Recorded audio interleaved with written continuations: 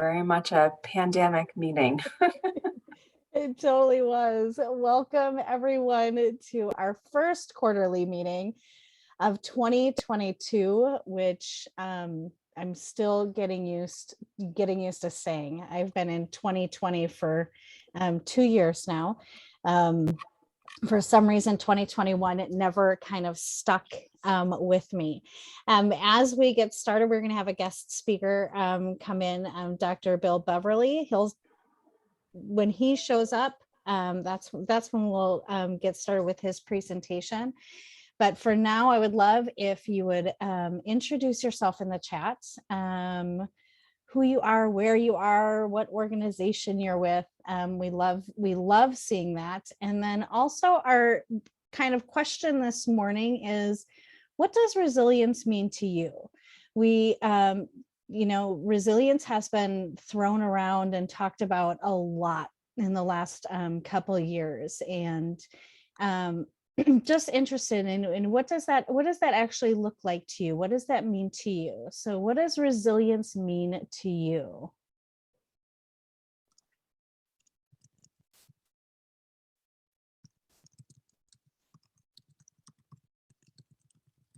Oh, Michelle says resilience means pliability.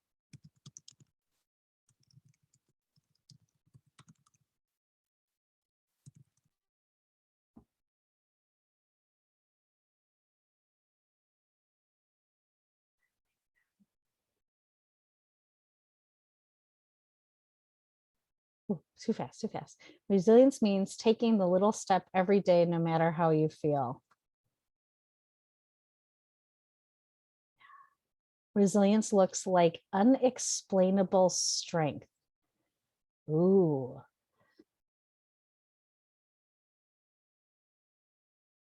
The power to recover quickly from difficulties.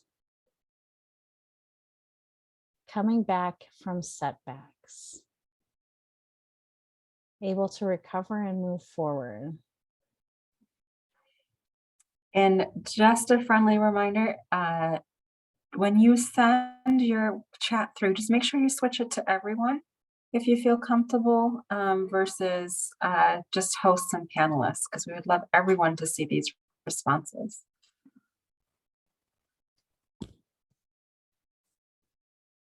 I don't know why at this point Zoom has not figured out that every webinar we all say please switch it to everyone, that everyone has not become the default.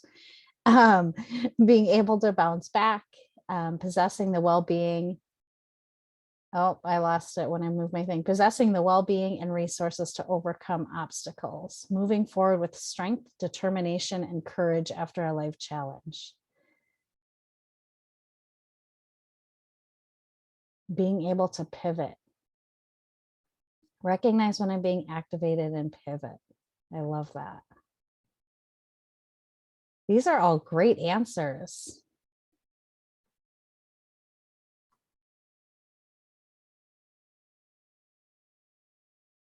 Resilience means pulling from a deep well of strength and wisdom to rise in the face of seemingly insurmountable challenges. Adapt and move forward. Staying strong in the face of adversity. Oh, Gloria, I love it. Resilience means asking for help. Yes. Virginia, resilience is a community responsibility. It should not be an expectation that children are born with this while facing adversity. Yeah.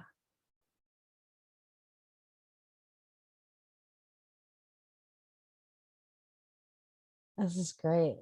Holding both pain and the power of growth together with both hands. Adaptability.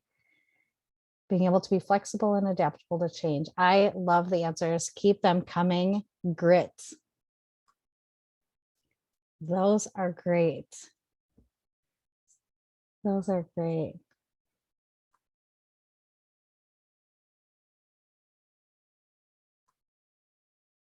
Whatever it is, it's learned. Yes. Welcome, Brad. It is nice to see your name in the chat. Resilience to me is learning to understand how to hold difficulties in hope. Ooh, I like that, Jessica. I like that. April, the question is, what does resilience mean to you this morning? What does resilience mean to you? So Dr. Dr. Bill Beverly from South Mountain Community College is joining us today for his presentation, and he is going to talk about resilience and some of the initiatives that they've had at South Mountain College around mindfulness. And so before he gets started, I love, having us think about what does that mean? I know for me, when I hear the word resilience at this point, I'm like, like it actually hits me. It feels as if it is, it feels as if it can be weaponized, right? And that we may use it as that. And so I like to see what it means, right, for everyone, and seeing where we're all at. Well, Dr. Beverly just joined us. Bill, I don't know if you are ready to present or not. I'm going to give you ability to share.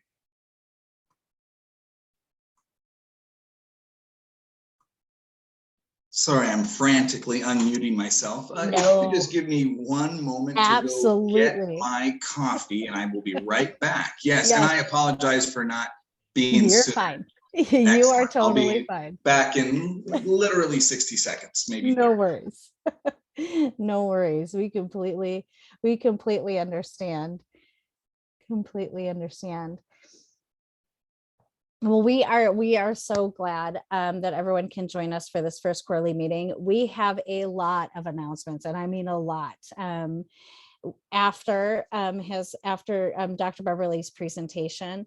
So if you are able to hold on to them, we have some exciting new announcements. We have a new hire. And so we're really excited that we get to introduce that. We talk about some new funding that we've received in some of the programs. I don't know if you saw, if you were here during the waiting time when I had our waiting slides. We have a screening that is coming up with Prevent Child Abuse Arizona.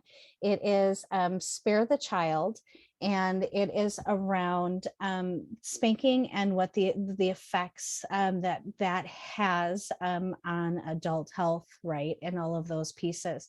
So this screening and panel discussion is on March 23rd. The discussion afterwards is going to be with the directors of the film and also our board member, Ia Afo. So really excited about that. If you would like to register for that screening, I just put the link in the chat. I thought I had the times written down here, but I do not. So let me look at exactly what time that is. It is from 12 to 1:30 on Wednesday, March 23rd. So March 23rd, 12 to 1:30, we're going to do a screening of Spare the Child. While we wait, we can, Kavita is going. I'm here. I'm so sorry. No, you're fine. Giving you time to finish. Yeah, no, you are good. Well, then we will move on to I guess I should have gone to the agenda, right? We'll talk about Dr. Bill Beverly will do his presentation, have that recap of the annual ACES Summit, an update on Resilience Coordinating Council, the announcements I just kind of talked about, our committee and partner updates, and then also our board updates at the end. Now, with further ado, it's super excited to have Dr. Beverly come and speak with us today. I am going to stop sharing to allow him space to share. He is currently the Director of Behavioral Health Sciences and Counseling faculty at South Mountain Community College and has 20 years of experience in psychological and behavioral health field in addition to decades of experience as a clinical and forensic psychologist, Dr. Beverly has been a college professor for 13 years, teaching classes from the 100 to 700 level at the community college and doctoral level. And we're really excited to have you here today. Gosh dang it, I sent you the longer bio. God dang okay. it. It was the one I had. It was, I'm going to be honest, I copied and pasted it from my company website. Yeah. God dang it. That was well done. And I mean, honestly, I'm just so grateful to be here. I am here at, invitation because of some relationships I have with some folks that are part of this session today that are doing really incredible work. And although this might be the first time I get to share an opportunity with you, I'm well aware of the work that you all do, and I want to express my gratitude, and it's sincere. Sang Hoon is here today, a very good friend of mine, and so much of what I've been able to learn about this work, some of which I'll share with you today, it's because of the privilege of knowing folks like that. I forget who said it, but there's a quote that says, there's nothing so amusingly arrogant as a young man who just discovered an old idea and thinks it's his own. And what I'm sharing today is this really old stuff kind of speak, but it's also an example of some applications. And one of the things that sometimes frustrates me with the trauma-informed approach is it can be very academic, right? And beyond, like when I do workshops, I'll ask folks, show of hands, who knows some principles of trauma-informed care, and then I show of hands, who wants to give an example of a technique you can use with a 12-year-old, and the hands slowly drop. And I want to help fix that. And some of that is occasionally those of us in the community, even if we're just working with a particular population that we may be specializing with, sharing some of those applications. One of those is mindfulness, and that's what I meant about old ideas, if you will. But during the pandemic, in my role currently at South, there's been some things that have happened. Some of it's organic, that has led to us putting in place some things where we would call it like resiliency in action, so to speak. Some of it's through our coursework. Some of it's through some things we're hosting on campus to get students connected to resources in their community. But a big part of it are some free services we're offering to help them cope with things that can seem uncontrollable. A basic principle of mindfulness is if you're stressed about your problem, now you have two problems, right? The problem itself and of course the stress that it elicits. And we have found a way through now multiple waves of data that we have to help students better manage their stress at levels that are like pre-pandemic. So there's also another thing that came out of this, and it's something I wanted to take advantage of the time I have with you all today, which is the research on the impact of the pandemic's pretty extensive out there. But one of the things that's really unique is it's the youngest who are suffering the most with an illness that impacts the oldest among us. Now, I'm not going to get political, but there's something noteworthy about it's those who are in their teens all the way up into just before their fourth decade of life who are having their lives turned upside down. Just look at a survey thing they did here where they were looking at worry and stress about this pandemic. And you see between ages of late teen to your fourth decade, about half very or somewhat, 14% very worried. What about 65 and older? Only 5% very worried, and only 1 in 4 worried at all.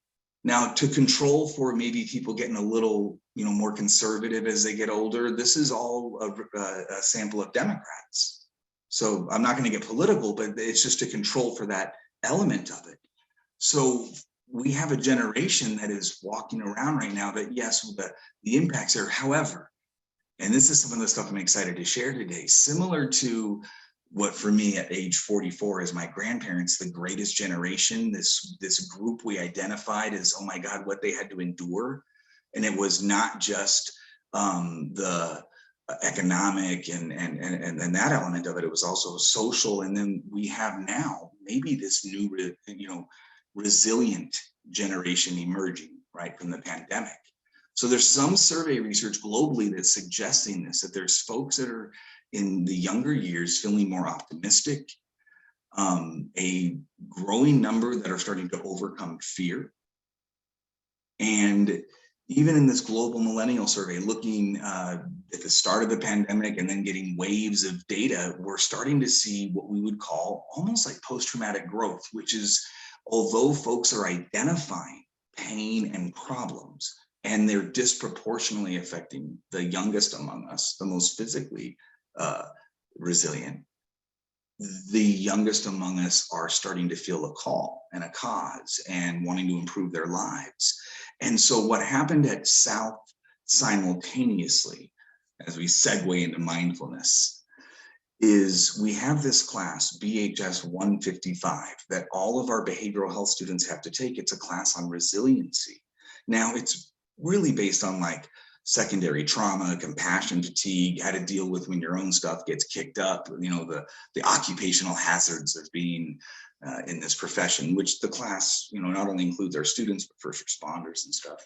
And I share that with you because as the director of the program, my instructors that teach that class, and even as myself having access to the Canvas courses, what students were experiencing during the pandemic. We offer this class every semester, multiple sections. We have hundreds of students that have taken it in the last 18 months.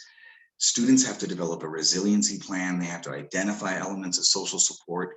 We began to see the impact of that. And then at that same time, we then started to offer these mindfulness groups. Now I'm going to go over mindfulness real quick because I know everyone kind of knows this stuff. So we'll just look at an image that defines it, the popular one of its day, right? Mindful versus your mind being full. And nothing's more mindful than my cat. I know that's a dog on the image here, but I'm a cat person. Forgive me for that or love me for that. But I can tell what time of day it is because Monty is essentially a sundial. You know, because he's really aware of where the sun is at and how it feels on his fur. And this is an example of avoiding where we spend most of our life. In fact, in the time I've been with you today, most of us, myself included, have been in one of two R's: rehearsing or rehashing. Rehearsing or rehashing. Tom Petty once said, "I woke up in between a memory and a dream." You see, your body's right here in that chair. Your mind is sometimes rehearsing, thinking about the horizon, or sometimes ruminating or rehashing on things. I can't believe I said that. It's due tomorrow. I got to get it done before 4. I might be able to mute my screen in a minute. And then you come back to this moment. And so that's essentially what mindfulness is, right? Now, the idea that much of our pain is secondary to what's happening upstairs, so to speak. Now, this is the application piece that has been part of my presentation now for the last few months because it's one of my favorite little stories, which is my daughter. I have a 17-year-old and I have a 10-year-old. We skipped the middle child because I heard that's the hardest one. And my 17-year-old recently got upset with me because I didn't do mindfulness with her. Now I know what you're thinking. That's because you're a psychologist and you've abused your kids because they use terms like mindfulness and jargon like that. No, I'm serious. She got upset with me because I didn't practice mindfulness. Now, she didn't use that terminology because she's a normal kid, thank God. But she did get upset with me for not practicing mindfulness. And this is where I'm giving you an application where you can, if I were to ask you, hey, could you sit with a 17-year-old and do mindfulness when you get off of work today? And if you say no to that, I'm going to tell you, oh, no, you can. And what it was she had just had a breakup and is with her girlfriend of 9 months, which means everything in the world, right? They were going to get married, you know. And she was wanting me to hear this song. And I'll be frank with you guys, I wasn't really listening. And I know there's songs that like I really listen to. In fact, you've probably had the experience that one of these memes captures, right? And I can't even remember what the song was. Again, I wasn't being mindful. It was something by Billie Eilish or Soccer Mommy or Indigo Girls. I don't even know what it was, but actually I do remember. I'm being playful, but the point was then I sat with her and I was present. And, you know, this here is a mood meter that I got from my friend Sang Hoon that we do in our group. And I'm going to show you what that group is, I promise, and I'll breeze through it real well, but effectively. But I show you this mood meter because we will do a check-in in our group. And I want you to look at the meter now and identify even not just what mood you're at, but what color you are right now. You notice the top part of that chart is like more energy. The bottom part of that chart is like less. And so it could be red, like nervous, or it could be yellow, like feeling really kind of like cheerful or energized right now.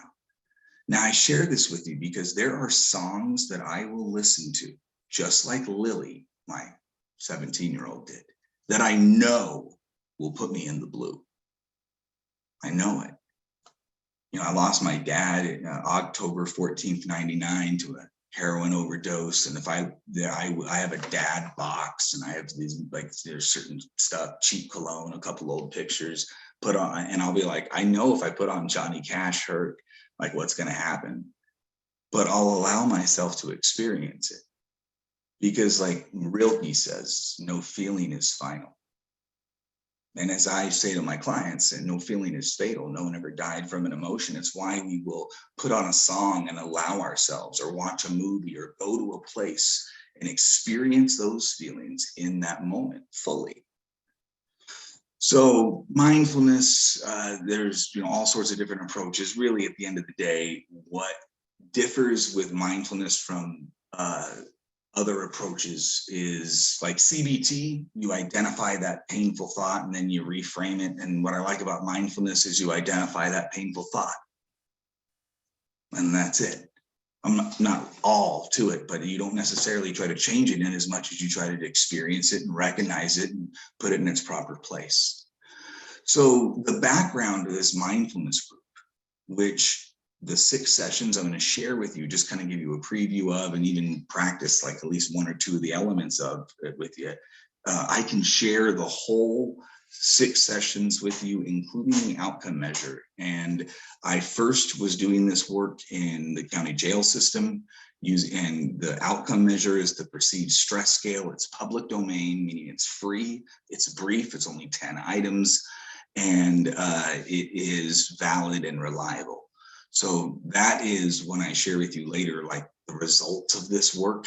We are using in the first session and the 6th and final session a measure of stress that is 10 items long. It's free, and it's also like has good psychometric properties or whatever. And when we did this work in the jails, we saw with incarcerated persons, including supermax incarcerated veterans, males, females, overwhelmingly, we did multiple studies in every 6 session group we ran. It was effective. And so it was like, hey, let's replicate this at the college. Let's take the same 6 sessions that I've implemented in community mental health, correctional health, and put it in higher education, make it free for our students, do it via Zoom. And one of the really cool things I did was I co-facilitate this with a student at the college, a different student each semester. It's part of an internship program we have. Most of my students go to like Sonoran Prevention or Southwest Behavioral or State Hospital, but each semester with a couple that are really interested in this stuff, they'll co-facilitate this with me. So I'll do several weekly sessions, like for 4 to 6 weeks, training them on what this is. And then we meet for like supervision, if you will, every week. And then each week they co-facilitate it with me. And having a student do that each semester for the past 3 semesters has integrated a peer support component. It's coincidental, but I've always had a female co-facilitator. But I think that has adding diversity always helps as well, in terms of having so many different things that the student brings and that they can add with their voice, right? So the 6 sessions, and I am being mindful of time, are right here. And I'm going to go through them in a little bit more detail.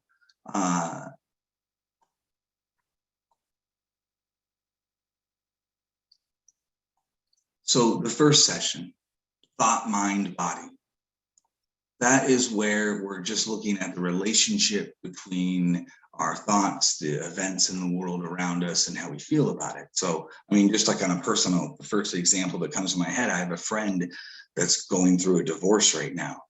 And he's I guess, almost about a year into it, at least 9 months. And when it started, it was for the first few months, he was just floridly depressed. And today he is feeling better. And it's not because his situation's better or the event is better. In fact, in some ways, it's even more stressful. I mean, they're doing things related to custody and stuff like that right now. But the reason his depression is better is because his thoughts are different. Because some of the thoughts he had initially, like I'm a failure as a father and things like that, those thoughts were provoking feelings that were really painful. This picture is here because the reason I co-facilitated with the student is one of my student co-facilitators last semester, when we were talking about automatic negative thoughts, goes, "Oh yeah, Dr. B, they got to squish those ants, man." And I was like, "What the hell are you talking about?" And they go, automatic negative thoughts. And I was like, all right, time to go to Microsoft 96, get some clip art. So we do have a group where we talk about automatic negative thoughts, and I'm not going to go over these in this group here because of an audience that's likely familiar with this stuff.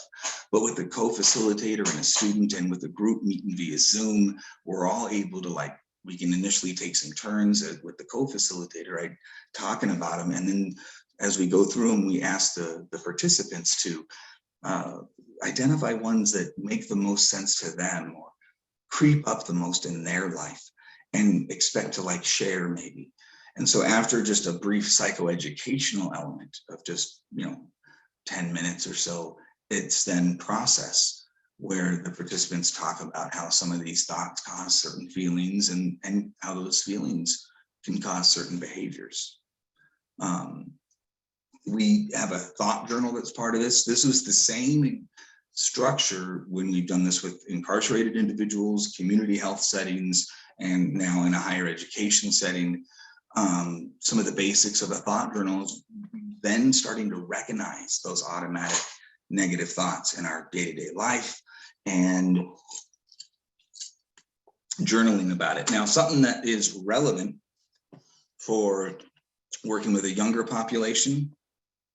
I'm sorry, I'm chewing ice because I'm drinking iced coffee because not that I enjoy it, but because I need the fuel. But something that is interesting when you work with younger individuals is when I get to the journal part, we get a lot of requests to do a digital journal. That's why I have a few research articles on hand that actually illustrate there is something different about putting pen to paper than typing on a keyboard, in terms of how we process it, how we were able to reflect on it. So we asked that they keep a physical journal. And now you see here group 3, which is breath meditation. In the third group, we teach them 3 different breathing exercises.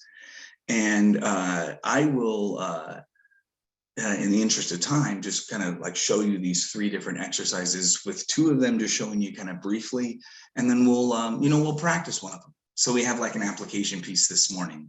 I can't see you, but I imagine your nonverbals would probably tell me we're at a point where it's yeah, let's have a mindful moment, right?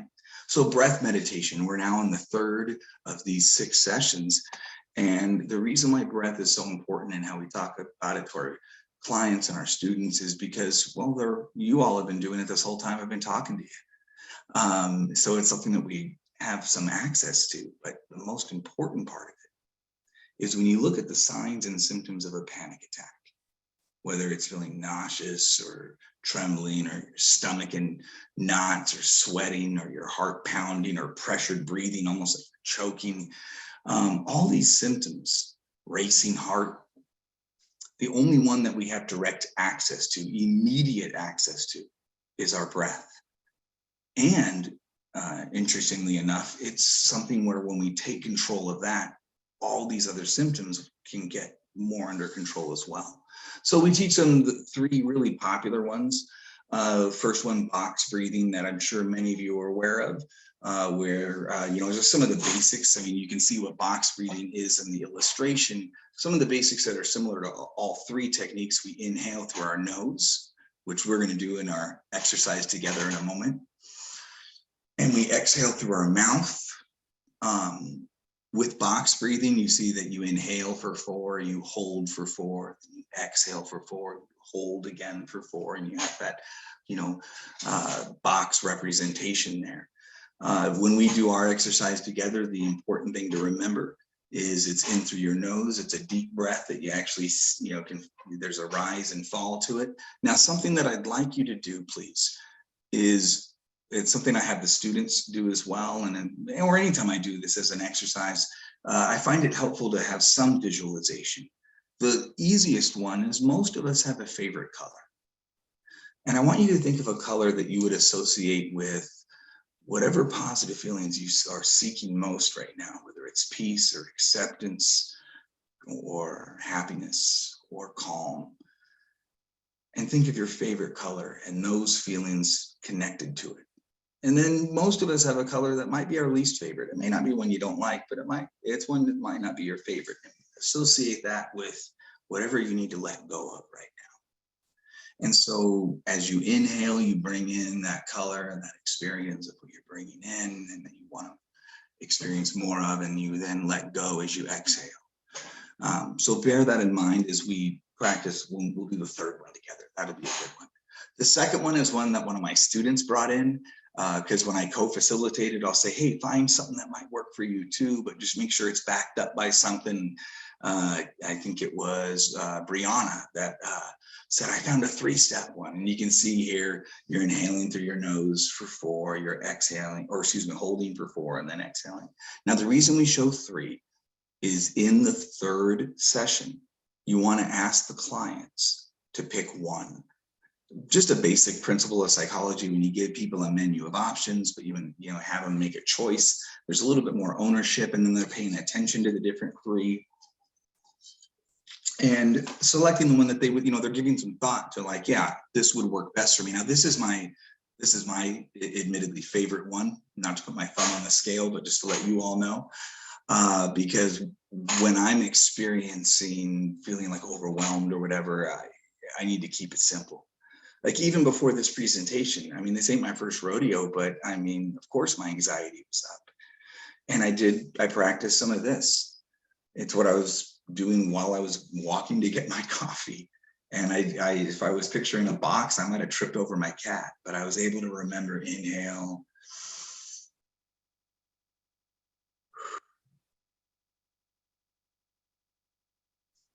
now, I thought I changed these slides. I thought I put 6 on here. I'm a former smoker. And as my favorite comedian, Mitch Hedberg, says, he said, I used to do drugs. I still do drugs, but I used to too. It's like I used to smoke, but I still sometimes smoke cigarettes. And it's like the bane of my freaking existence. So I did read that 6 to 8 is acceptable for the exhale. And sometimes as a former smoker, I'm like, yeah, that one's okay to do 6 seconds. The important thing is the ratio of the inhaling to the exhaling. Actually, I have the ability to change that right now, because we're going to practice it together, and I'm going to do 6 seconds. And so we just changed that in real time, and let's do it together. So it's a little different because we're doing this virtually, and when I have a co-facilitator, sometimes I'll provide the music and I have the student do like the script. If we have time, we'll do a body scan.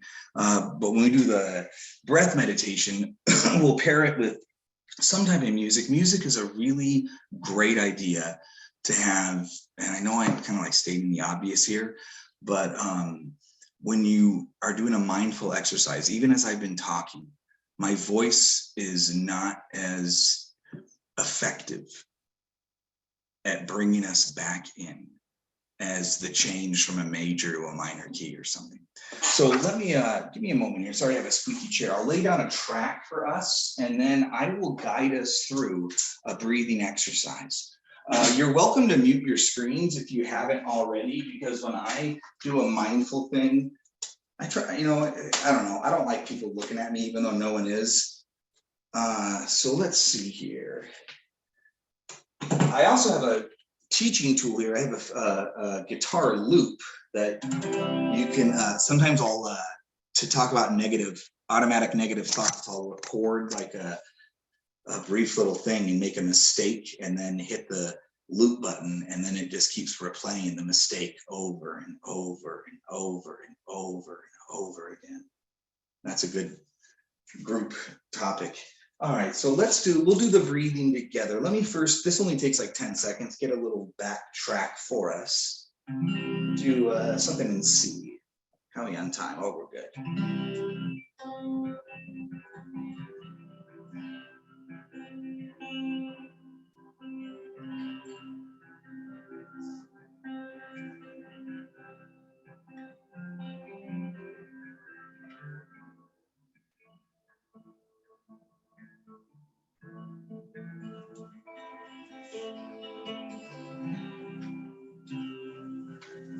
Yeah, see, good enough, right? So what you want to do is get in a comfortable position.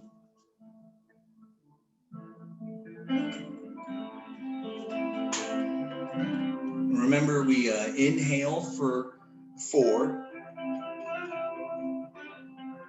and exhale for 6. We haven't started yet. Don't worry, you're not doing it wrong. We're going to start together on the count of 3. 3, 2, 1. Inhale, 2, 3, 4. Exhale, 2, 3, 4, 5, 6. Inhale, 2, 3, 4, 5.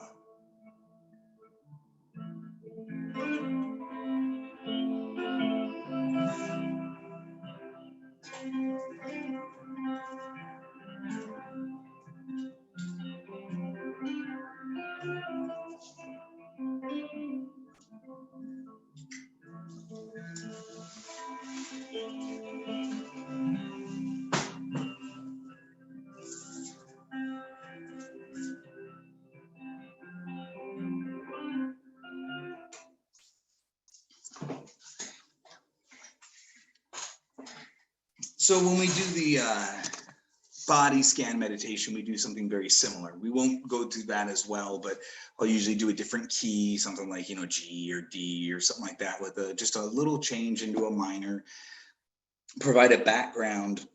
When the student is doing it with me, the student walks the participants through either a script or, in this case, the breath meditation. And so now the kind of takeaways, one of the things is remembering the monkey mind, that, my thoughts feel like they're bouncing everywhere when we do this, and that's thoughts of the future, rehearsing, or memories of the past, rehashing. And what you want to do there is just go back to your breath and remember you're being mindful if you notice that, because you wouldn't have noticed it if you weren't aware of this moment in time. So it's just practicing that expressive experience of now. Now, there's real takeaways from this, because now is often where we're safest. And let me see here with time here. Let me just take this down for a sec and stop my share. So one of the things we'll sometimes do is an exercise in these groups. And this is early in the pandemic when I would do this.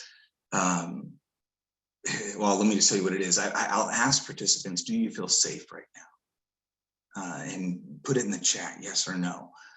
And early on, and I still see it, about 1 in 4 early on now, I still always have a handful of participants, no, I don't feel safe right now. And that's why you do this next activity, which is you ask participants to scan the room and look at the objects around you and identify something not safe right now, something that's threatening your safety. Every now and then someone might say though, well, what if the ceiling fan fell on me? But for the most part, when we look around, there's nothing that's immediately threatening us. I mean, if you do say that there's something immediately threatening you, you shouldn't be in a Zoom session. You should call 911 or get out of that situation.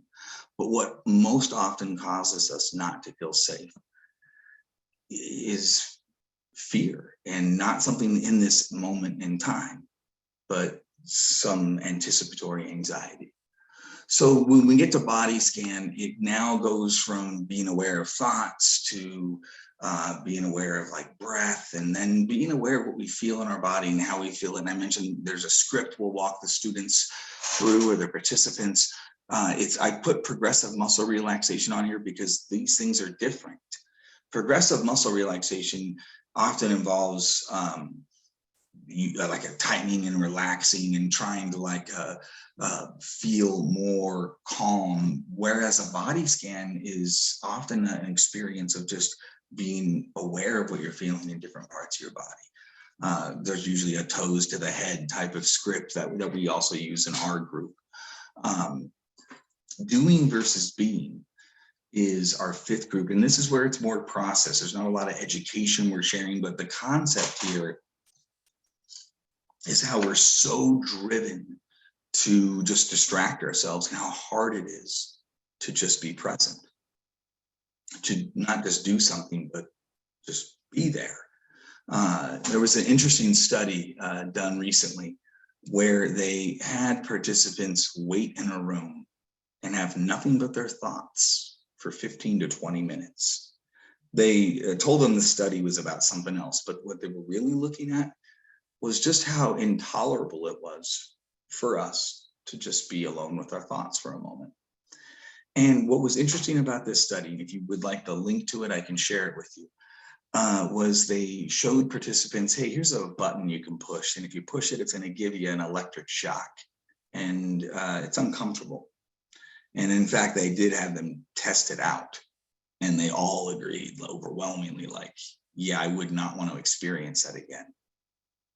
Why is that important? Well, because in the like 15 to 20 minutes or so that they were told, okay, now you got to wait here, 75% of males and 25% of females shocked themselves at least once during that period.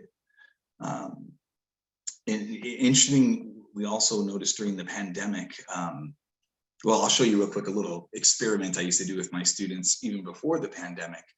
I would show them different apps on their phone, right? And let them know, all right, hey, what if you had to delete just one of them? What if you could only keep one of them? And I'll give them like something. I didn't even put the text message one on there because obviously everyone's going to keep that one. You know which app students overwhelmingly in my classes will, especially when I have the high school students at the college, but pretty much everyone, the one they'll get rid of is the phone. It's like, you know, one of my favorite comedians says, my phone is a seldom used app on my phone. Which app would you rather have? The one that helps you connect with people, or the one that helps you escape when you're bored? And so there's this element of like being and doing. And then this is where in our fifth group, you start to have what Yalom calls a little bit of like cohesion, regardless of whether you're doing this with incarcerated individuals, veterans, a mental health clinic, or in a higher education setting with students. This is where that fifth group starts to, well, you don't have to give as much psychoeducation. You don't have to provide as much material. Students start to get this stuff, because what they're also doing at this point is they're still continuing their journaling. They're taking these moments where they'll stop, right? Stop, take a breath, observe, proceed.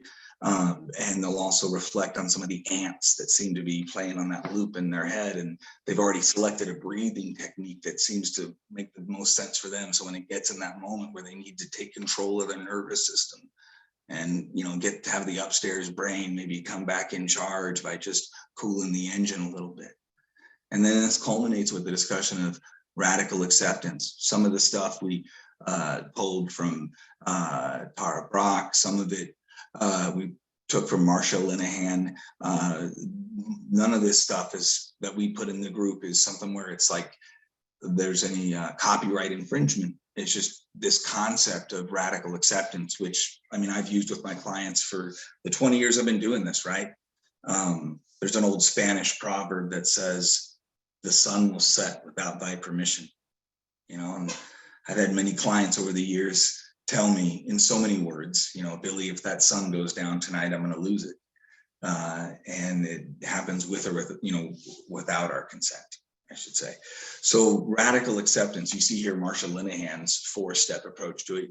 When it comes to the problems in our life, you can solve it. You can change your perception of it, right? What does Wayne Dyer say? When you change the way you look at things, the things you look at change. You can radically accept it. If you can't change it and you can't like really shift your perspective of it, then it's something where, like the setting sun, it happens without my permission. Now, the 4th option Linehan gives her clients is you could also stay miserable. You see why this makes sense in the DBT sense of like understanding my agency here and being able to take control of my emotions. This is something where my friend Dennis introduced this to me from Rumi, and we used it when we were doing this work in the county jails. I love Rumi. Who doesn't love mystic poets, right? He once said, true lovers don't find each other somewhere out there. They were in each other all along. And you see here Rumi's famous poem, The Guest House. And to me, it like captures the essence of mindfulness. Like imagine the idea of being able to put a song on that you know is going to put you in a painful place, but allowing yourself to feel that. As Rilke says, no feeling is final and no feeling is fatal. And so looking at this poem, I'll read it with us. You know, this being human is a guest house, every morning a new arrival. A joy, a depression, a meanness, some momentary awareness comes as an unexpected visitor. Welcome and entertain them all. The dark thought, the shame, the malice, meet them at the door laughing and invite them in. Be grateful for whoever comes, because each has been sent as a guide from beyond.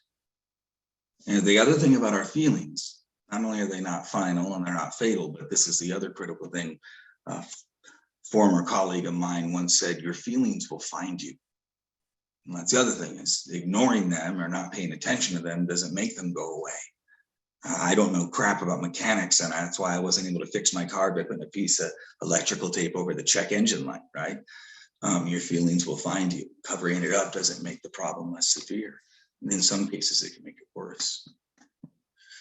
So mindfulness, none of this is silver bullet stuff, right? It's not the answer for all life's problems, but it is the case that life's problems can be more clearly seen through the lens of a clear mind. Now, a little bit about what we're seeing at South. And again, we're now doing our 3rd wave of this. So it's entering in, we'll have 18 months here of data at the end of this semester. Again, why are we doing this as a group intervention and all that? This is my cliche moment of the day. What's the difference between illness and wellness? I and we, right? And so we're seeing a situation here where I'm happy to say that every individual member of this group, according to the perceived stress scale, and in every situation we ran at, looking at the pre and post of the group overall, there's improvement. For the first time we did this in spring of 2021, we gave the perceived stress scale in session 1. Then we did 6 sessions of mindfulness, and then we re-administered it. Again, if you would like this instrument, it's 10 items, takes just a few minutes. It is public domain, and it has decent psychometrics like valid and reliable. I ran a t-test, and the decrease in stress in the span of just 6 weeks is statistically significant. It's exactly the same results we saw looking at incarcerated individuals. What's also interesting there is I was breezing through some of these slides, but I had some data on the perceived stress scale. The average score on the perceived stress scale for females is 15.5. This was an all-female group just by coincidence. I share that with you because that means at the end of the group, not only were they significantly less stressed than when it started, but they were less stressed than like the general population pre-pandemic. We replicated this last fall. And in this sample, you see here, the average score on the perceived stress scale, 29.7. I have never seen a score that high, even in supermax correctional health settings. Highest I ever saw was like on the mean was like 27 for a group. That is ridiculous. That's how, and this was a really diverse group. By diverse, I mean everything from like age to race and trans. And this was the level of stress. But what you see here was a statistically significant decrease. To get down into the teens, ran a t-test.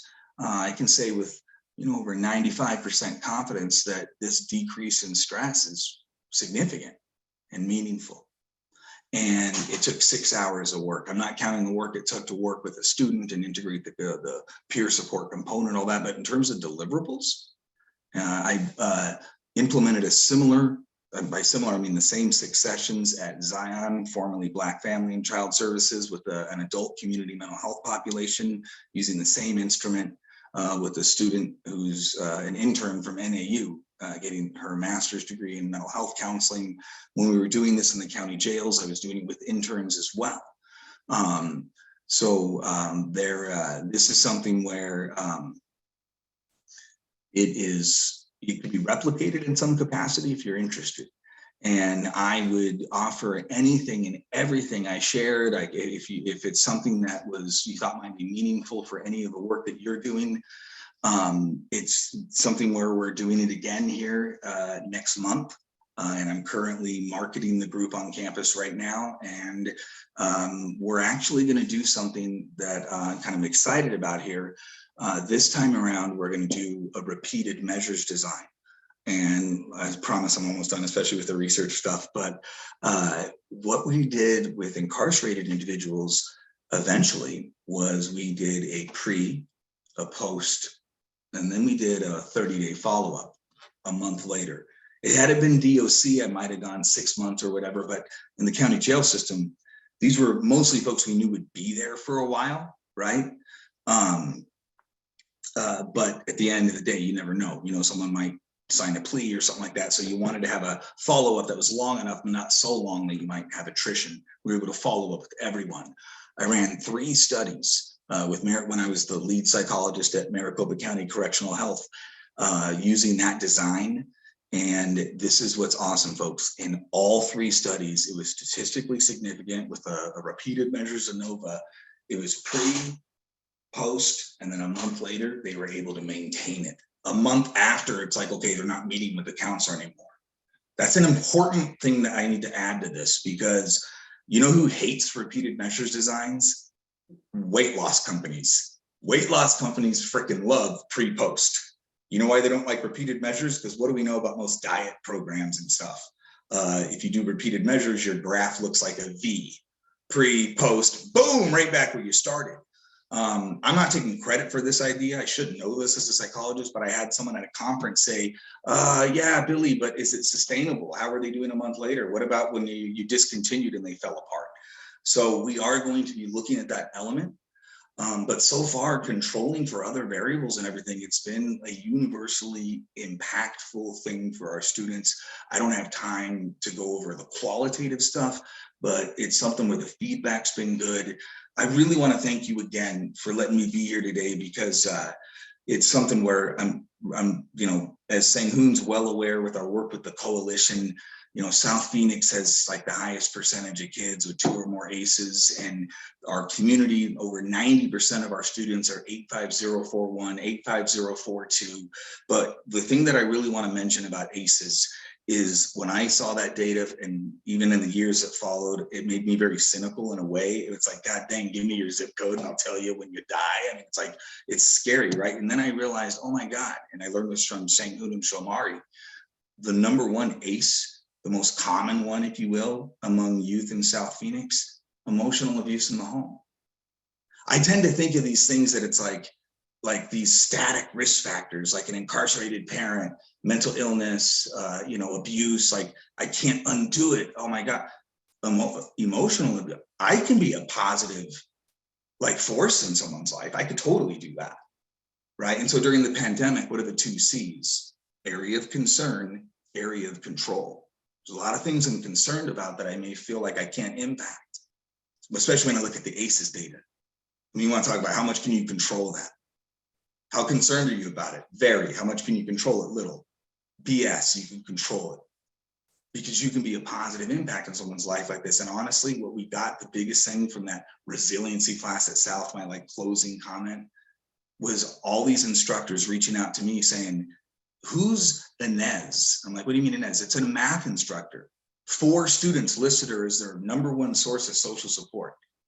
I'm like, dude, she's an adjunct.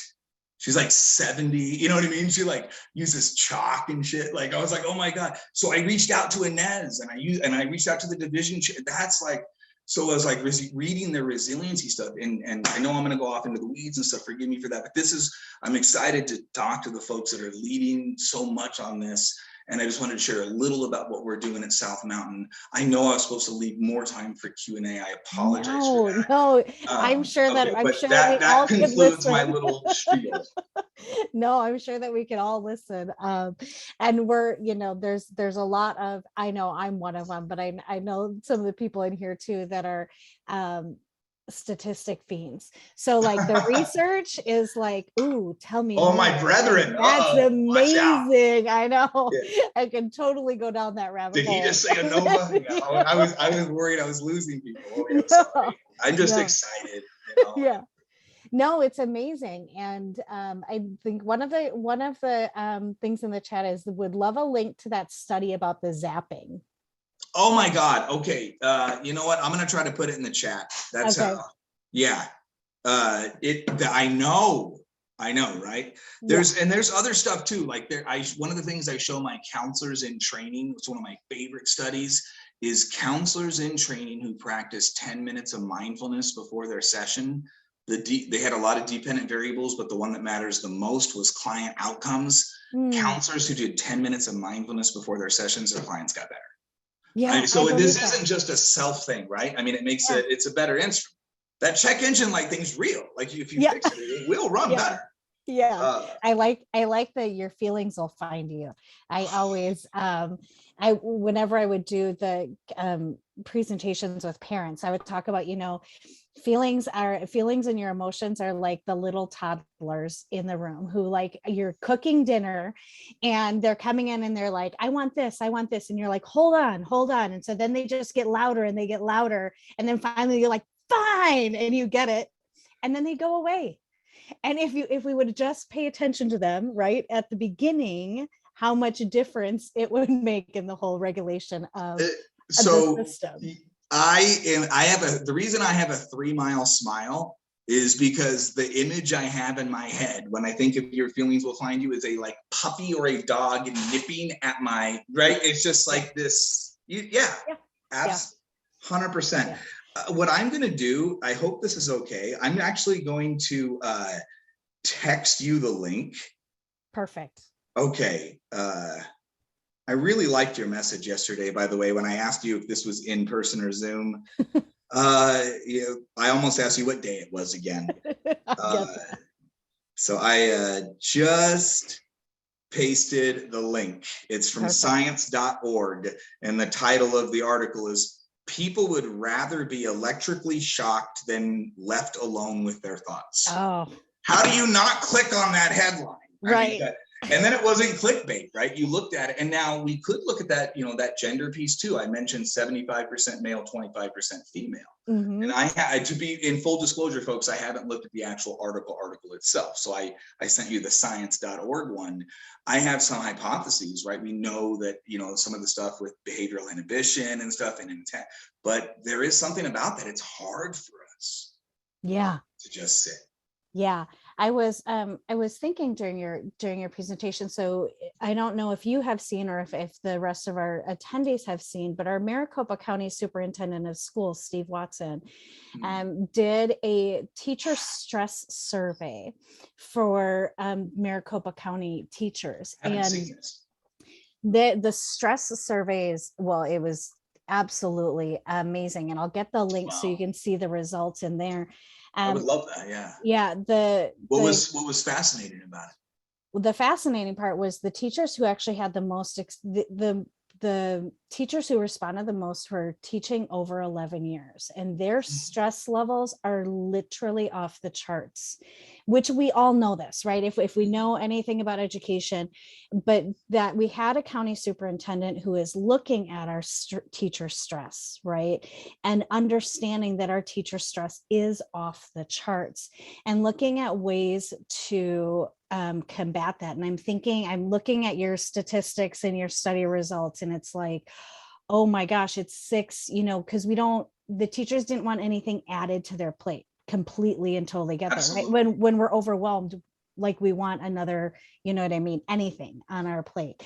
But, if integrating something like this, right, that can make it be like, okay, give me a little bit bigger plate so Yes. what's on it doesn't feel like it's so incredibly much. That perceived stress scale, it was fascinating. That well, what I love about the perceived stress scale, and I saw it, I did every now and then in the comment, I can see it. So, and my anxiety is through the roof with that number. I have a 38 chat down there. My wife has 1,000 messages on her like text thing. I know. And Angie, you and I are cut from the same cloth. But I get mine down to 0 even, and then I pin stuff.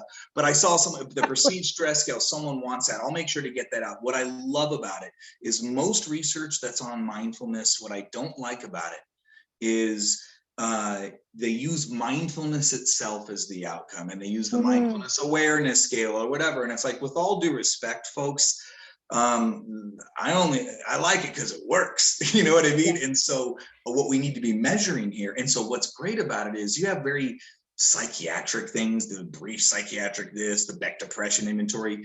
The perceived stress scale looks like it's made for what mindfulness measures. Some of the items are like things like, I feel like things are piling up to the point that I can't control them, angered by things that are out of my control and stuff.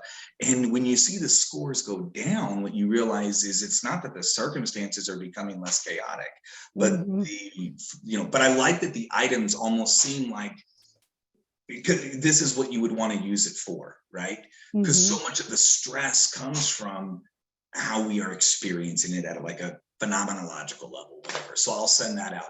I actually will accompany it with a PowerPoint I have that's like 5 slides that tells you about the scale. That's amazing. Came out of Carnegie Mellon by Steve Cohen. And it has norms. That's what I like about it too, because you could just use it with your client and then compare it to the norm. And I gave you like one norm. They have norms where it's like age, race, education level, and so forth. No, it is awesome. I know we have a sorry, I'm looking for another link in here for you all. This is I put just a random link for the perceived stress scale that allows you to download the document itself. Here is the Maricopa Educator Stress Questionnaire from the superintendent. They have a PDF on there of what they found. You can download the infographic, you can download the presentation that they did. They ended up holding a town hall for it. If you are outside of Maricopa County and you'd like to replicate that, they are looking at replicating that. So the consortium is in contact with them about how can we replicate this across the state of Arizona, because as we all know, the Trauma Sensitive Schools Initiative is a big piece for us. And and you'll see that in our updates today, but really just getting that preliminary data. We all know that it's stress, but when you can see it on black and white, when you can show your superintendents, and when you can show the the administrators, this is what our stress levels look like, and these are the and these are the effects. And there's so much that so much comes from it, right? Right. And this is how the decrease in what your measurables are, which are test scores and all of that stuff go down. And so being able to have that, I could sit and talk to you forever. I'm sure most of the people here could. Does anybody have questions before we let Yes. Well, and as you say that, I'm going to put my email in the chat as well. So that way, if folks wanted to reach out for anything, because I clicked on the chat to make the number 43 go to 0, but read nothing. Again, that's probably why I should not do it my style. William.Beverly. Yeah. So I'm putting my email in there. Perfect.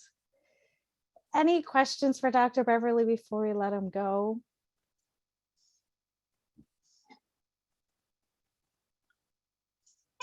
Well, thanks again, folks. I really Thank you. appreciate it. And again, it was heartfelt. I really appreciate the work you're doing. It's folks know about it. Folks like me who've never been to a meeting today, we are aware and grateful. So thanks, everyone. Yeah, thanks. Have a great day. And there's You too. lots of thank you in there.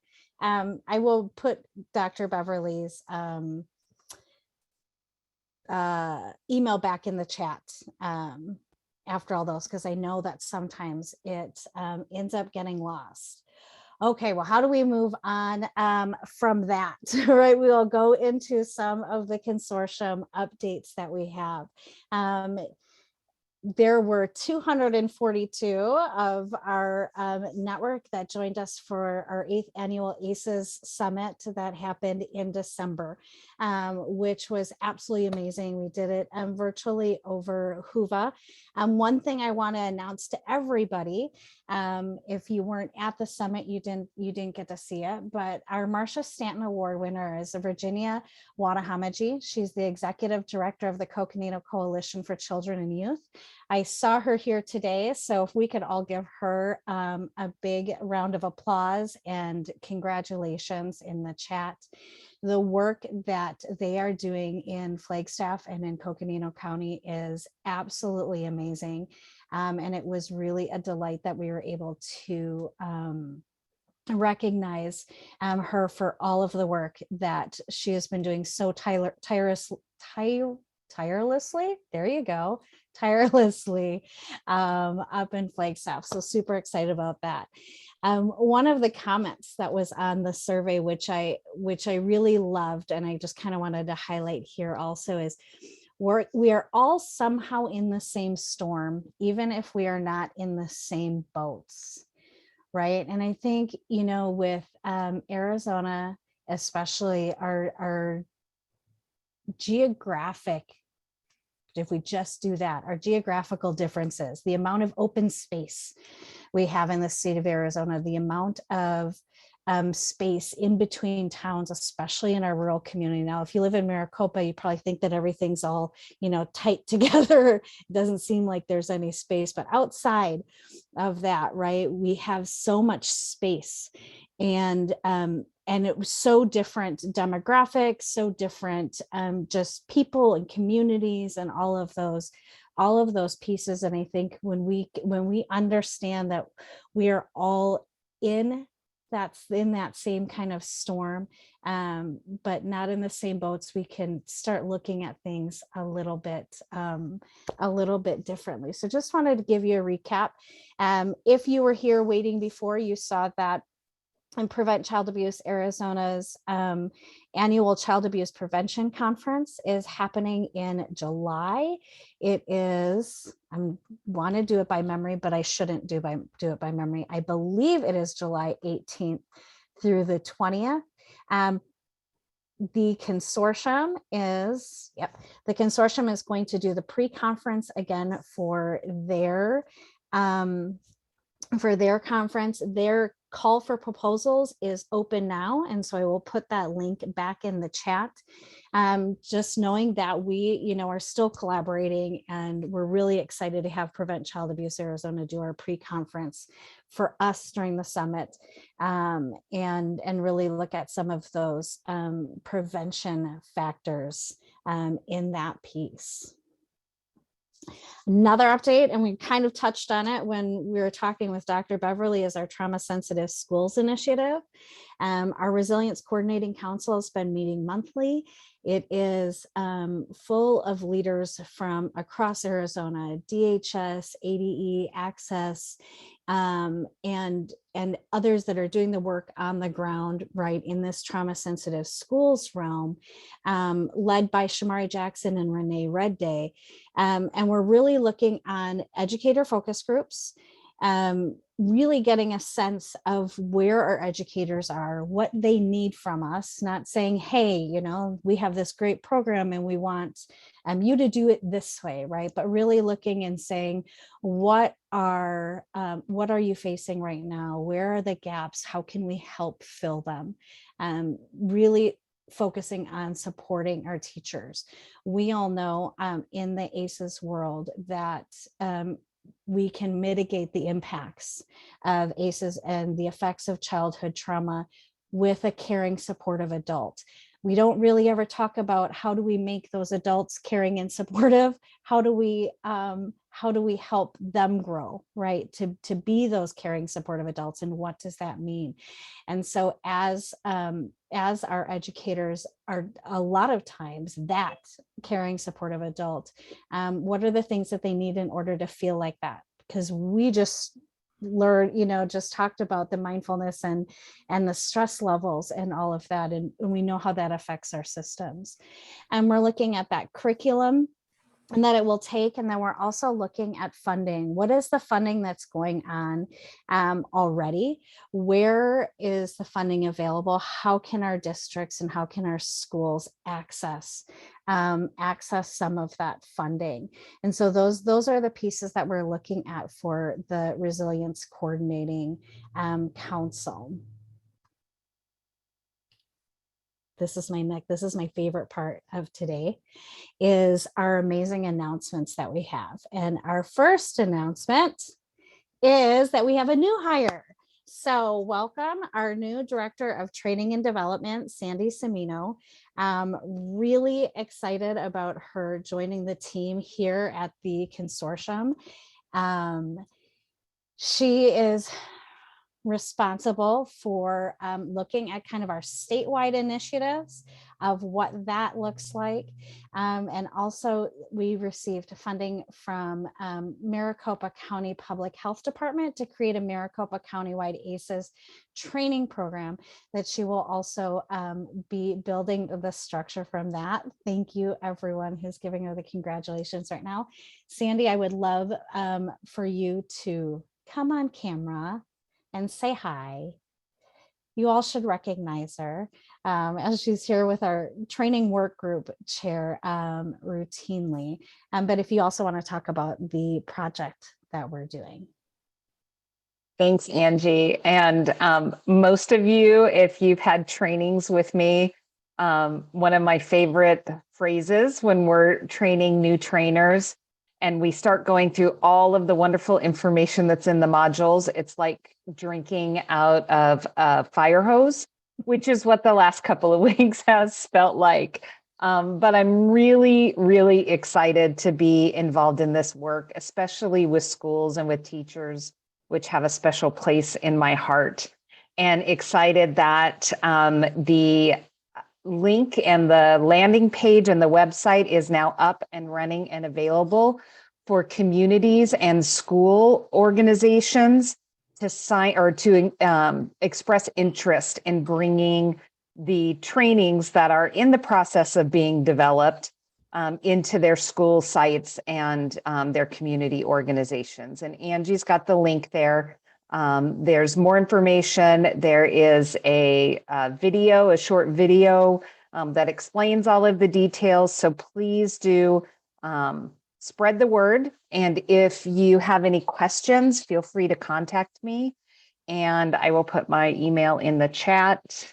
But just really, I don't know, Angie, if I've forgotten anything. I think that was pretty much all I was supposed to announce today.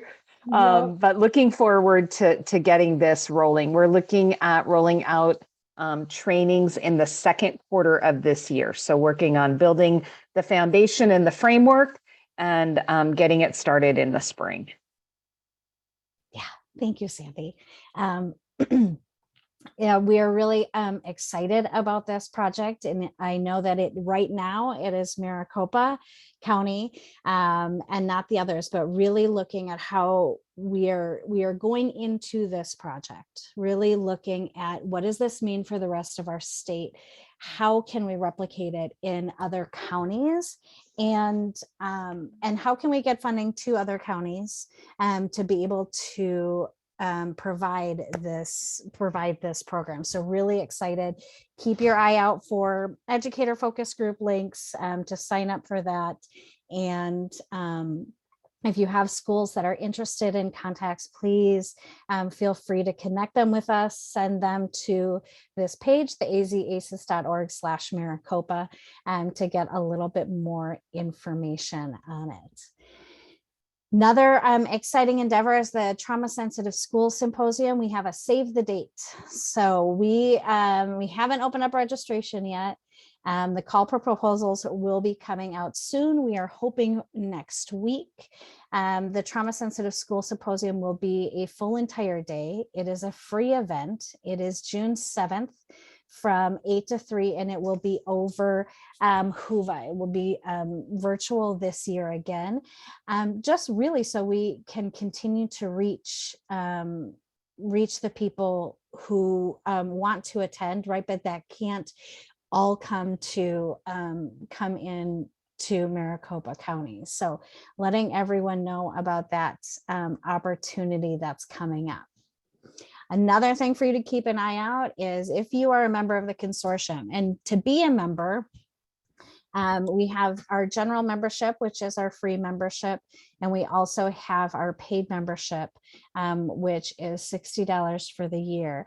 But either way, whether you have a free membership or a paid membership, we have gotten a new kind of program. It's called Circle SO.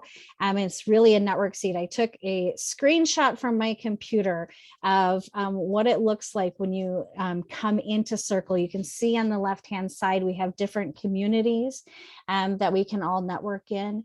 One of the things that you all have stated clearly is you'd like the ability to continue to network, especially within your sectors, to see what others are doing, to get ideas, to bounce things off of each other, and to really start working together and having that kind of connection piece. And so Circle will allow us, it is a kind of a social media platform, but allows us to put education events in there, videos.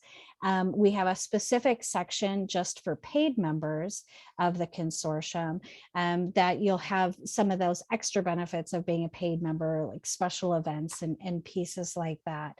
But you can see all of our upcoming events. If you are a certified ACEs trainer, this is where we are going to kind of migrate all of our networking to outside of our community of practices, and just really excited about that. So if you get an email about Circle because I added you, this is why. Just wanted to give everyone that heads up there. Okay, it is time for our committee and partner updates, and I'm going to do this a little bit backwards because Hillary Mahoney, who's here with our Southern Arizona Trauma Informed Network, has to leave at 11, and so I'd like her to be able to give her partner update first, and then we will go back to committees. Hillary, if you are ready. Hi. Hi, how are you guys? I am realizing that my camera is a little bit low this morning. So let's see, Satin is chugging right along. We have new leadership effective January of this year. So I'm back in the chair position and Sarah Moody is the co-chair. Sarah Moody is with Casa de los Niños, formerly of DCS, if that name sounds familiar. And Serena Samaniego is going to continue to play a really valuable support role to Sarah and I and take over some of our online presence, especially around Facebook, and hopefully transitioning to some other platforms as well. We did a book club around Atlas of the Heart in January, and we had 7 people show up, and it was the right 7 people. We had representation from all over the country, Washington and Pennsylvania, and even somebody from Canada was there. And we had a really rich, meaningful discussion. And so we feel our first book club, nobody showed up. So this was a 700% increase. And so we feel really great about that. Our next book club is March 20th. And we are going to be reviewing The Boy Who Was Raised as a Dog. So those book clubs are the second to last Sunday of the month at 5 p.m. And that is all. Those Zoom invites are on our Facebook page. We also did a training earlier this month around how to help employees grow forward during times of crisis. We had a little bit over 100 people attend that with some, I will say, national and international presence, which was great. We had people from Romania and Canada attend. And so our training calendar, I don't have the name of our next training, but is the second Thursday of the month at 11 a.m. And I will send you that link, Angie, that will be helpful. Yes.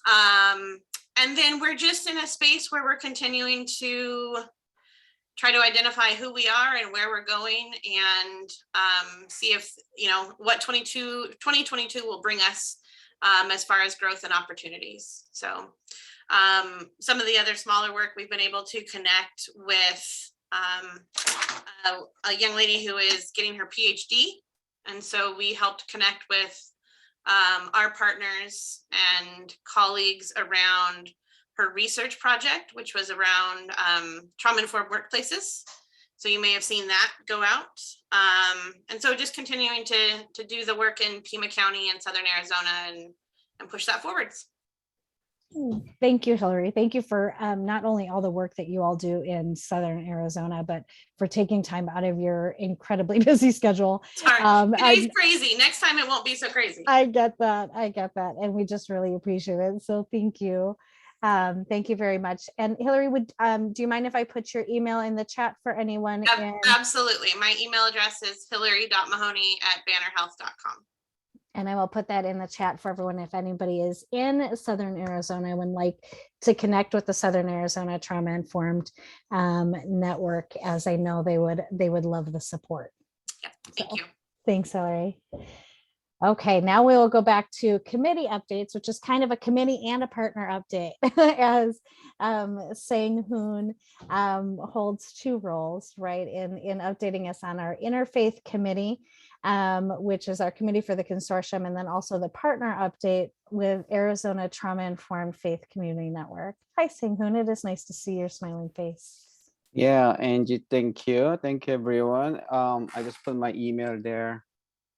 Hey, Angie, how many minutes I have?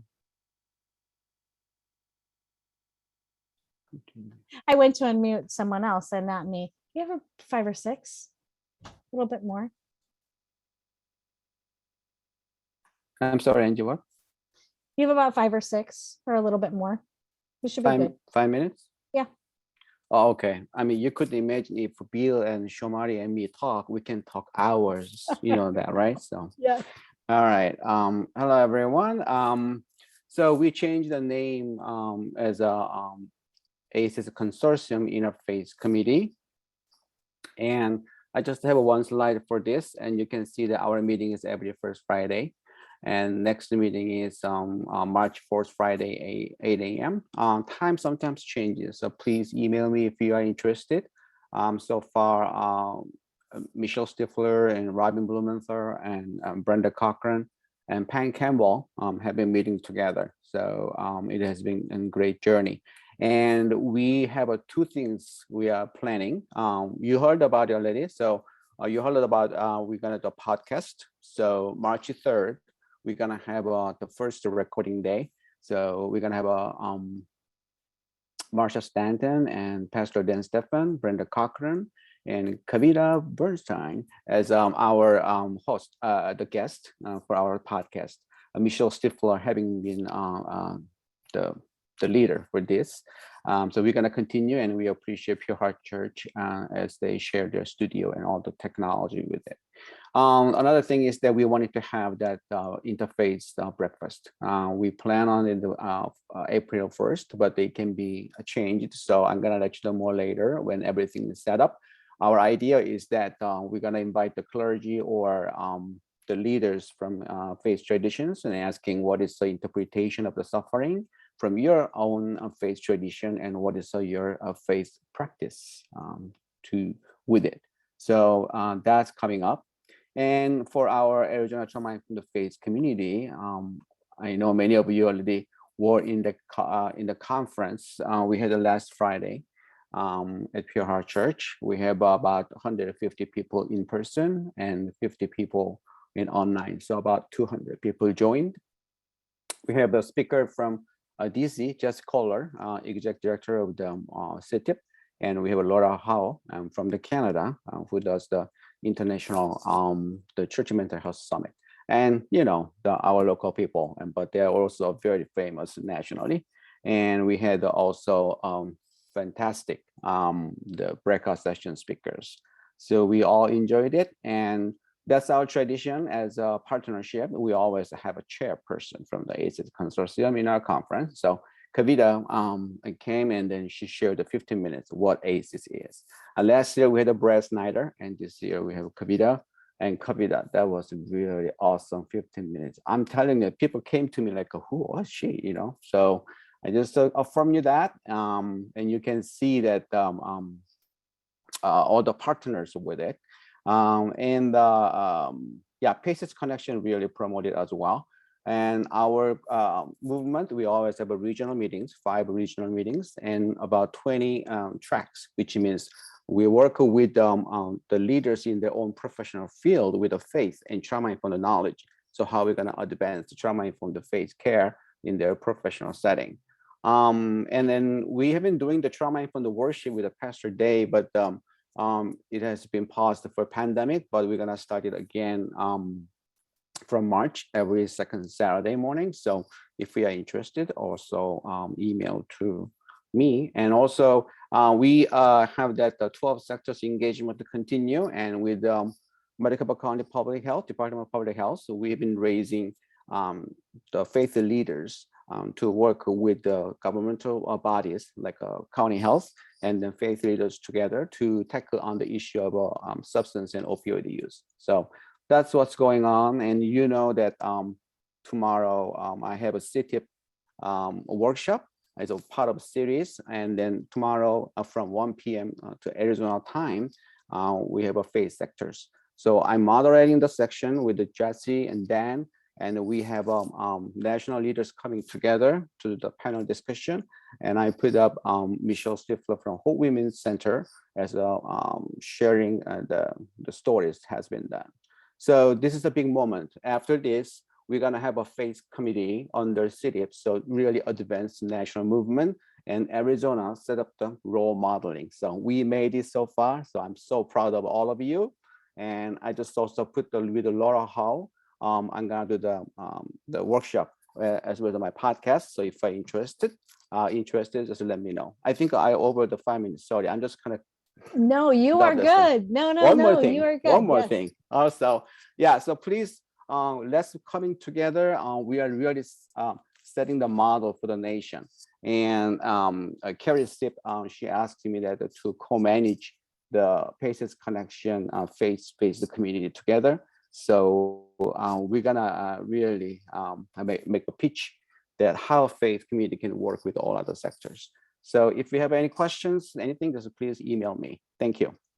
Oh, Sang-hoon, this is amazing. For those who have been here for a while, the faith trauma-informed faith community network meeting started in the little back room of a coffee shop that was about this big, and to see all of the work that you have done and that you have created the space for those to come together and being able to take that nationally and look at how we can have that connection is absolutely amazing. And I know that for those who may not know Sang-hoon, he is one person that I have met that consistently walks the talk, and he is always preaching about community and connection, and being able to see that all come together is amazing and has been a lot of work on his part. I know that for sure. Laura is not able to make it with us today for the Creating Trauma Sensitive Schools committee. They do meet the first Wednesday of every month from 4 to 5:30 over Zoom. And what we've been doing is having different guest speakers come every month to give us a little bit of education and then to do some networking. And it has really been amazing. If you've missed any of them, or if you want to rewatch any of them, on the Trauma Sensitive Schools work group page, you can see the replays of all of them, along with the meeting minutes that has the links to any of the announcements that have gone on during those meetings. So really excited that that group is continuing to grow. Our rural community meeting, our vice chair, Bob Sjogren, is not able to make it today because he is naloxone training at the schools in Florence, which is phenomenal. So it was a good excuse. I said it was fine. But our rural community committee meets every first Thursday of the month, I believe, at 1 p.m. We are in the process of doing a statewide screening statewide community events for our rural communities. What we have discussed is how disconnected our rural communities feel. And we know statistically that our rural communities have a lower incoming knowledge level on ACEs and trauma. And so one of the things we've talked about is how can we create these community events where our communities can create their own community action plans and while learning about trauma. If you are in a rural community and would like to learn more about becoming a community champion in your community and host a community event, we will be doing a statewide screening in April with different rural communities across the state and kind of advertising them all together, but you all doing your own thing. We have an informational meeting on February 23rd. I think that, yep, February 23rd at 11 a.m. And the link to register is in the chat. So if you would like to join us for that informational meeting. Our communications group, we have been, the consortium has been growing, as you all know, leaps and bounds over the last year. We don't have a chair for that. That is open. We would like to get that started again this year. If you are interested, please let me know. Ia has been busy doing her work and has released new trainings that she has been doing, and she's been busy with that and her healing historical trauma certification program that she's doing a level 2 at the beginning of March. She was unfortunately not able to be here to update us today, but when we do get that update, we'll send it through email. And then we have Sandy back to update us on the training work group. All right, the training work group will meet for the first time on March 9th. We worked very hard last year with several smaller groups, a handful of smaller groups working on our strategic plan for this year. So our first quarter is going to be focusing on delivering our training of trainers and increasing and recruiting facilitators to help with the train the trainers and with the breakout rooms.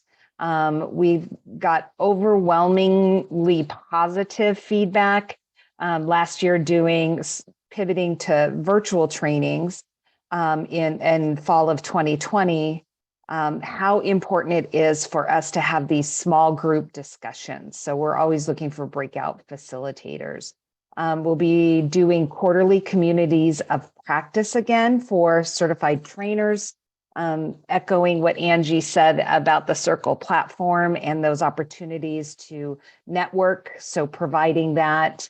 And then we're going to be drafting. We had our first group of trainers go through certification. Certified trainers sign a 2-year agreement, and the trainers that went through the first certification process this year were the trainers who completed our one and only in-person training in December of 2019. So we had our first recertification. So we'll be looking at fall of this year and beginning a more regular recertification process as from fall 2020 through 2021, we had quarterly ACE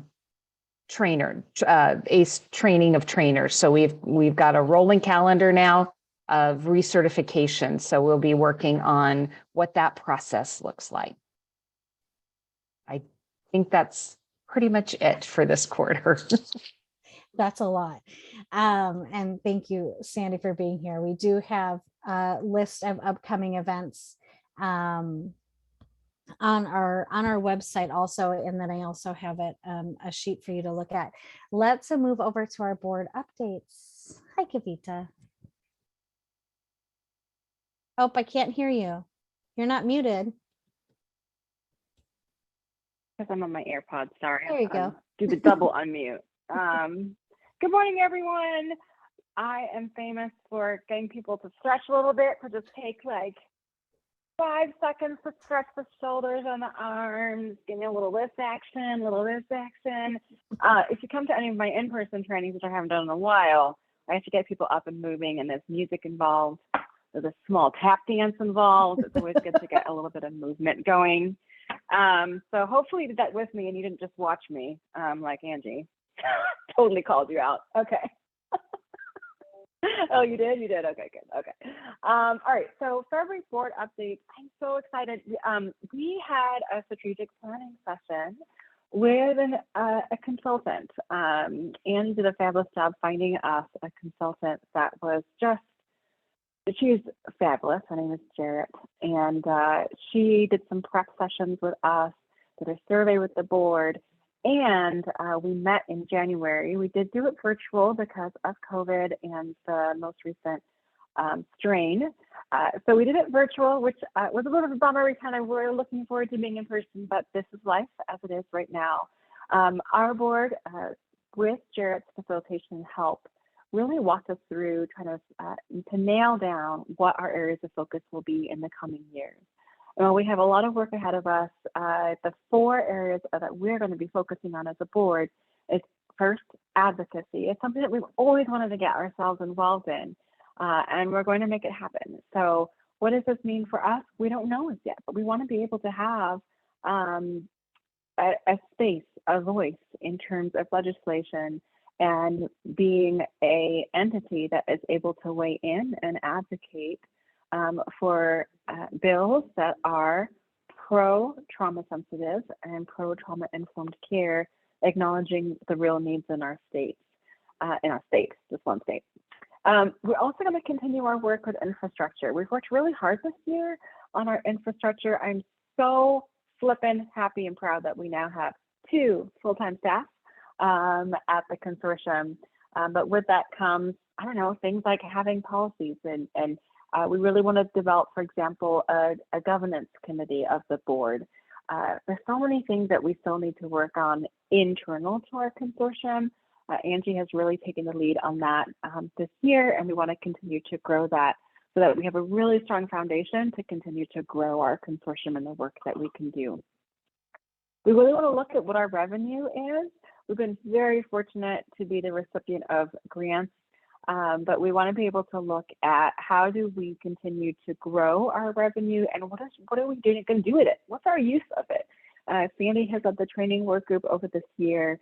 The trainings continue to be a strong source of revenue for us, but we want to venture outside of just trainings and look at what other opportunities there are for us as a consortium to build our revenue. But also, more importantly than that, is provide services and support and consultation that meets the needs of our state. And last, as Angie mentioned, strategic communications is still a priority of ours. We want to continue to build on that in this next couple of years. So with that, we're going to launch into more of action planning. The board is focused in these 4 areas and continue to build our relationships with the committees that are of the board as well as our partner organizations. So happy to field any questions in the chat box about our board. But yeah, that's the update. Angie, did I miss anything? Well, no, just Angie. Angie, did I miss anything? No, but we have, No. there just has been a lot of work that's been going on. And really thankful for the board and taking the time to see how is it that we're going to grow. What can we do in this space? We know that going from a grassroots movement to maybe a more structured organization has had some of its growing pains, but always keeping that grassroots vibe with us is, I think, is one of the hardest pieces, but it's also the most important pieces, because we would not be here today if it wasn't for all of you and for all of the work that you all have been doing over the last 15 years. And so it's just, there's been a lot of that kind of work going on. Before we get to closing, speaking of all the work that you all are doing, is there any new business? Is there anything that your organization is doing that you have heard of, whatever that is, that you would like to share with everyone in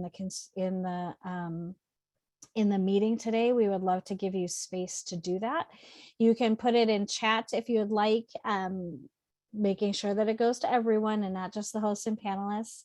If you would like to come off mute, I can take you off mute. Just raise your hand. And we would love to hear if there's any new business out there.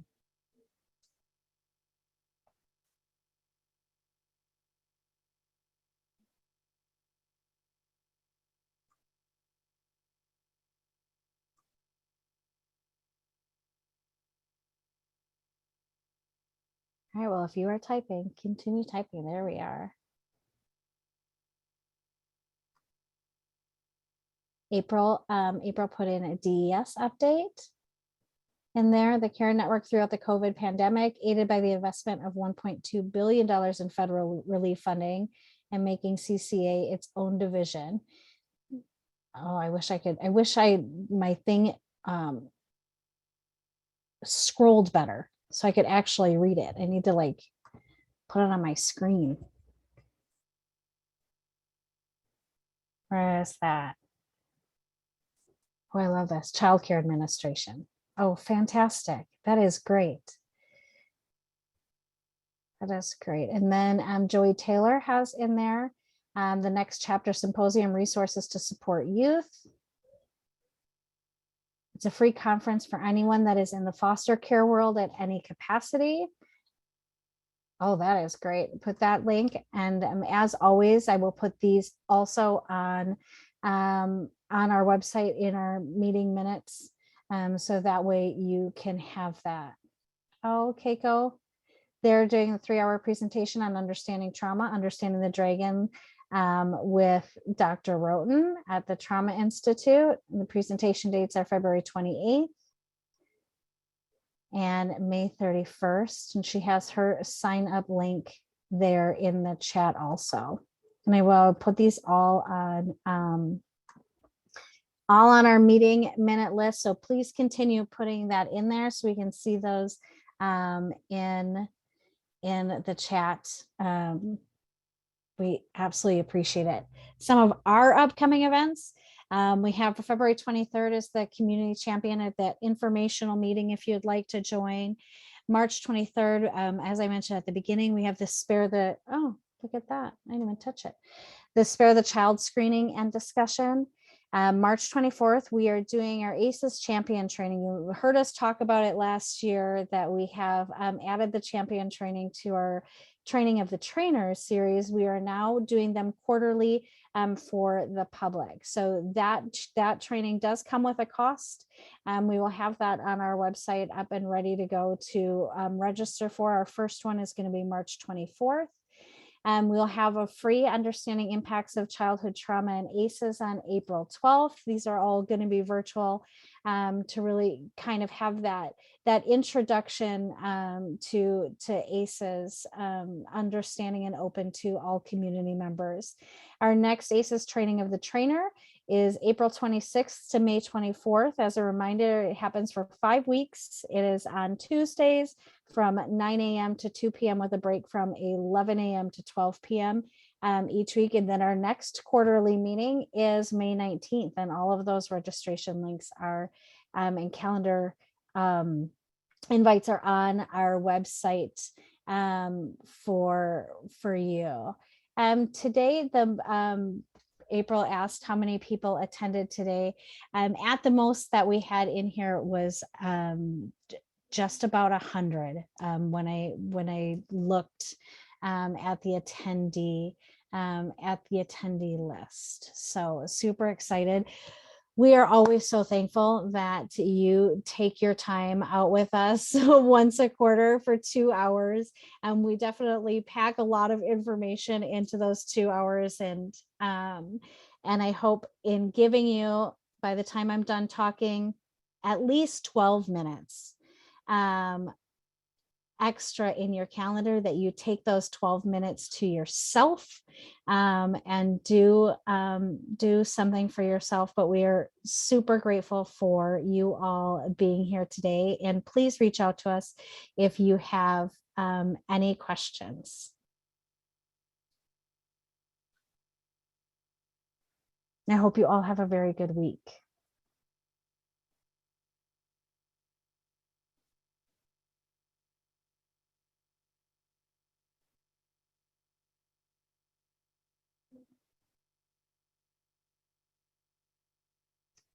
Hi, Sang-hoon. Bye. Sang-hoon. Thanks, Angie, for a great meeting. Oh, thanks, Sandy. Yeah. Thank you, Angie, David, and Sandy. Thank you. It's nice Talk later. seeing your face, Sang-hoon.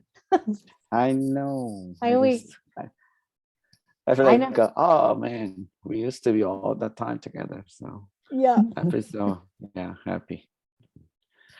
Yeah. Well, All right. guys, have a I'm good gonna- day.